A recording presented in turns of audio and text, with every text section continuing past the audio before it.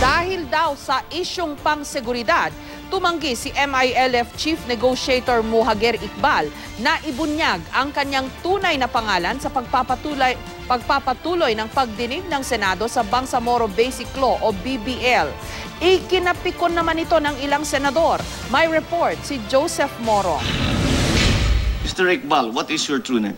Harap-harapan ang tinanong ni Senador Bongbong Marcos si Moro Islamic Liberation Front Chief Negotiator Muhager Iqbal kung ano ang tunay niyang pangalan.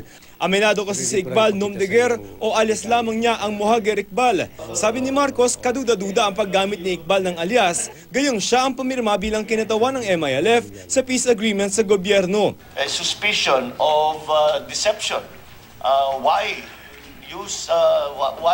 would you hide behind a nom de guerre when you are signing a peace agreement?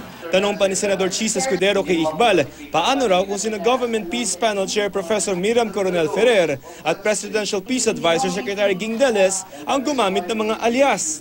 Kung pumirma po si Secretary Deles na Snow White at pumirma po si Dr. Ferrer na Cinderella, dahil takot din po sila pag hindi natuloy itong usapin ito, baka yung pamilya nila habulin ninyo eh. Hindi ho ba yung epekto sa parte ng inyong mga kasamahan? Ko-question ho kayo, ba't hindi nila ginagamit yung totoo nilang pangalan?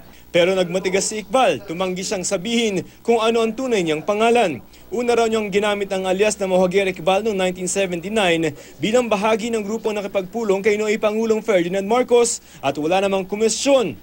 To Joseph Estrada, to Arroyo, and then to Aquino.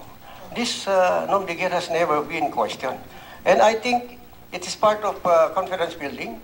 Si Senador Tito Soto napikon sa pamamatigas ni Iqbal at nag-walk out. The BBL is a very important piece of legislation. I prefer discussing it with persons that I know. So therefore, I will just talk to you, Mr. Chairman, during the plenary.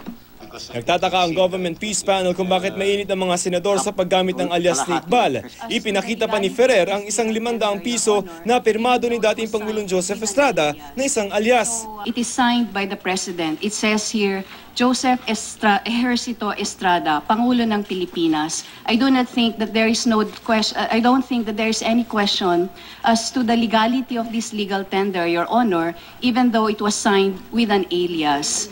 Sabi ni Senador Marcos, may epekto ito sa suporta ng publiko sa Bangsamoro Basic Law na kasalukuyang nakabinbin sa Kongreso.